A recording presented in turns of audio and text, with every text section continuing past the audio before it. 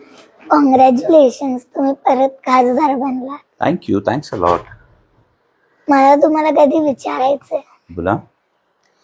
जसं शिवाजी महाराजांनी शेतकऱ्यांसाठी सुराज्य केलेलं, तसं तुम्ही पण शेतकऱ्यांसाठी चांगले दिवस यायला मदत कराल ना?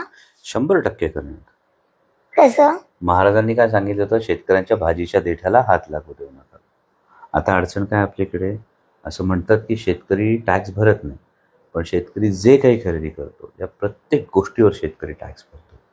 मग शेतकऱ्यांचा जो माल पिकवला जातो त्याला हमी भाव पाहिजे, त्याचं जे निर्यात केली जाते त्याची आयात निर्यात धोरणं स्पष्ट असली पाहिजेत, हे लोकसभेत ठरतं. त्यासाठी मी आवाज उठवणार. त्यानंतर शेतकऱ्यांनी जी अवजार आहेत या अवजारांवर खूप मोठ्या प्रमाणावर GST. तर शेतकऱ्यांचा जर व्यवसाय, शेतीचा जो व्यवसाय, तो निसर्गाच्या भरोश्यावर खूप जास्त करावा लागतो. अनेकदा हातात चांगलं पीक येतं पण त्याला भाव मिळत नाही. तुला हवं असतं ना कांदा स्वस्तात पाहिजे म्हणून, हां, पण शेतकऱ्याला मात्र कांदा पिकवण्यासाठी खूप मेहनत करावी लागते. जो कांदा तुझ्या घरात येतो ना बाळा, तो कांदा तुझ्या घरात येण्याच्या आधी तो 32 वेळा हँडल होतो.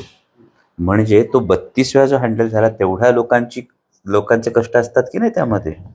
त्यामुळं मग आपण काय करतो, मॉलमध्ये गेलं की मॉलमध्ये कधीच आई पप्पा म्हणत नाहीत की याची किंमत कमी करा. पण जेव्हा तुम्ही बाजारात जाता तेव्हा कोथिंबीर 5 रुपयाला जोडी सांगितली की 10 रुपयाला जोडी सांगितली तर आपण पटकन म्हणतो ना, थोडं काय कमी होत नाही का.